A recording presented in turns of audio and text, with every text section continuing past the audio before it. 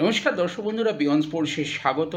একটা late night update বলা যেতে পারে আনোয়ার আলী ইস্যুতে, এবং আজকের এই অন্তর্বর্তীকালীন প্লেয়ার স্ট্যাটাস কমিটির যে রায় সেটা চলে এসেছে সামনে, এবং তাতে জানা যাচ্ছে যে আনোয়ার আলী আপাতত এনওসি পেয়ে গেলেন।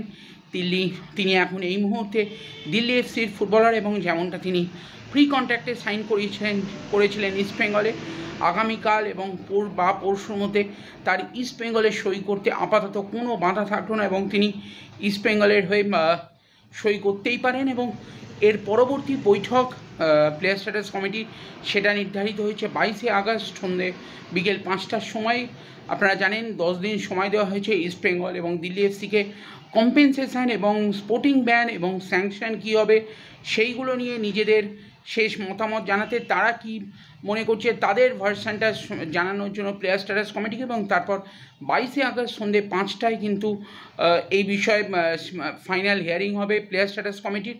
তবে এটা বোঝাই যাচ্ছে যে এরপর কিন্তু ফার্দার অ্যাপিল করতে চলেছে মোহনবাগান সুপার জায়ান্ট। এই এনওসির ব্যাপারে তারা ফার্দার এগোতে চলেছে, যাতে ফার্দার অ্যাপিল করা যায় সেই পথ কিন্তু তারা খোলাই রেখেছিল, এবং ফার্দার অ্যাপিলের পথে তারা কিন্তু হাঁটতে চলেছে। এবং এনওসিটা যাতে আপাতত যতক্ষণ না স্পোর্টিং ব্যান বা স্যাংশন আসে সেই ব্যাপারে কালকে যে তারা মুভ করবেই এটুকুনি এখান থেকেই বলা যায়। কাল বা খুব বেশি হলে পরশু, যখন আনোয়ারও মনে করা হচ্ছে কাল না হলে পরশু ইস্টবেঙ্গলে ফাইনাল সই করবেন, তেমনই মোহনবাগান সুপার জায়ান্টও কিন্তু এই স্পোর্টিং ব্যান বা স্যাংশন যেটা তারা দাবি করেছে ইস্টবেঙ্গল, আনোয়ার আলী এবং দিল্লি এফসির ওপর, সেইটা যতক্ষণ না ফাইনাল ভার্ডিক্ট আসছে ততক্ষণ পর্যন্ত এই এনওসির ওপর তারাও একটা স্টে অর্ডার চাইবে এটুকুনি মনে করা হচ্ছে। আগামীকাল এ বিষয়ে আরও ফাইনাল সিদ্ধান্ত আসবে বলে মনে করা হচ্ছে। তবে এটুকুনি বলাই যায় আপাতত যা ইন্টারিম অর্ডার তাতে কিন্তু আনোয়ার আলীর ইস্টবেঙ্গলে সই করার ক্ষেত্রে আর কোনো বাধা রইল না।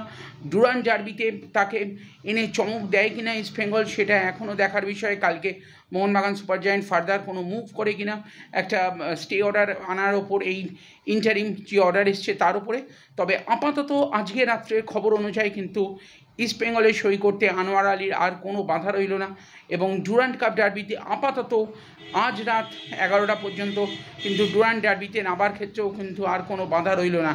এরপর কি হয়, স্পোর্টিং স্যাংশন আসে কিনা, ব্যান আসে কিনা, সেটা তো 22 তারিখে ঠিক হবে। আর মোহনবাগান সুপার জায়ান্ট এরপর এই এনওসিটার ওপরেও যে তারা কোনো ফার্দার স্টে অর্ডার চায় কিনা যতক্ষণ না পর্যন্ত এই স্পোর্টিং স্যাংশন আর ব্যানের ব্যাপারে ফাইনাল সিদ্ধান্ত আসছে, সেটা কালকে বোঝা যাবে। কালকে এই বিষয়ে আমাদের নজর থাকবে। তো ততক্ষণ পর্যন্ত দেখতে থাকুন বিয়ন্ড স্পোর্টস, আর আপনাদের মতামত অবশ্যই কমেন্ট করে জানাবেন। ভিডিওটা ভালো লাগলে লাইক, শেয়ার এবং সাবস্ক্রাইব করবেন বিয়ন্ড স্পোর্টসকে।